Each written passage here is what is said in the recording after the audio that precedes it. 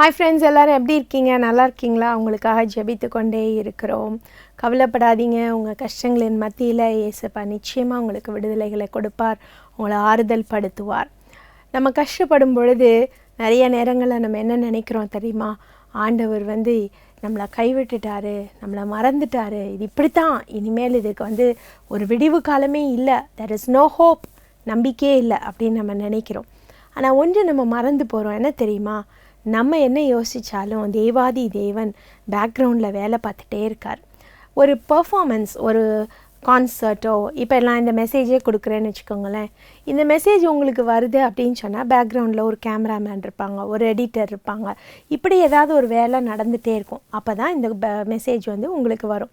இன்னும் லைவ்லாம் பண்ணும் பொழுது லைவில் பேசிகிட்டு இருக்கவங்க ஒருத்தராக இருக்கலாம், 2 பேராக இருக்கலாம். ஆனால் பின்னாடி ஒரு பெரிய டீமே இருந்து அந்த லைவை டெலிகாஸ்ட் பண்ணணும். இல்லைனா அந்த லைவ் நம்மளுக்கு நல்லா வராது. இப்படித்தான் நம்ம வாழ்க்கையிலையும் பேக்ரவுண்டில் ஆண்டவர் வேலை பார்த்துட்டே இருக்கார். ஆனால் நம்மளும் நிறைய சமயங்களில் அதை மறந்து போயிடும். லூக்கா 24ஆம் அதிகாரத்தில் 13ஆம் வசனத்துலன்னு நீங்கள் பார்த்தீங்கன்னா, எம்மா ஊருக்கு சீஷர்கள் நடந்து போகிறாங்க. அப்போ நடந்து போகும் பொழுது இந்த சீஷர்களோடையே இயேசுப்பாவும் நடந்து போகிறார். அப்போ இவங்க என்ன சொல்கிறாங்க? ஏசப்பா மறிச்சிட்டாரு, அவர் வந்தார், அவர் உயிரோடு வந்திருக்காருன்னு சொல்கிறாங்க. அவரை பார்க்குறதுக்கு எங்கள் ஆட்கள், எங்கள் ஃப்ரெண்ட்ஸு போனாங்க, டிசைபிள்ஸ் போனாங்க, அவரையோ காணவில்லை அப்படின்னு சொல்கிறாங்க.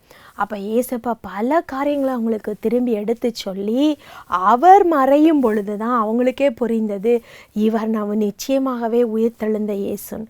சரி, அது மாத்திரம் இல்லை, அதை போய் திரும்பி தங்க ஃப்ரெண்ட்ஸ்கிட்ட சொல்கிறாங்க. அப்போ ஃப்ரெண்ட்ஸ் எல்லோரும் சேர்ந்து நிச்சயமாக உயிர்த்தெழுந்துட்டாரா அப்படின்னு சந்தேகத்தோடு பேசிகிட்டு இருக்கும் பொழுது ஏசப்பாவே அவங்களுக்கு அங்கே காட்சி அளிக்கிறார். 41ஆம் வசனம் சொல்லுகிறது, அவர்கள் இன்னும் விசுவாசியாமல் இருக்கும் பொழுது அங்கே இயேசுப்பா வரார், அவர்களுக்கு சமாதானம் என்று சொல்கிறார். ஆமாம் பிரியமானவர்களே, நீங்கள் இன்னும் விசுவாசியாமல் இருக்கிறீர்களா?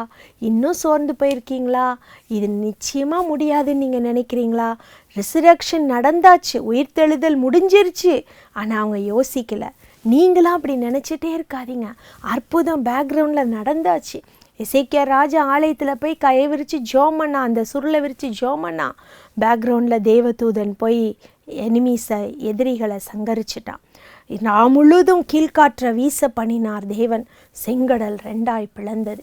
இப்படித்தான் ஆண்டவர் உங்களுக்காக பின்னணியில் வேலை பார்த்து கொண்டிருக்கிறார். அதனால் சோர்ந்து போகாதீங்க. உங்களுக்கு முன்னாடி இருக்கிற காரியங்கள் மலை போல இருந்தாலும் பனி போல கரைஞ்சு போயிடும். இயேசுப்பாவையே நம்புங்க, அவர் உங்களுக்காக பெரிய அற்புதங்களை செய்வார். God bless you.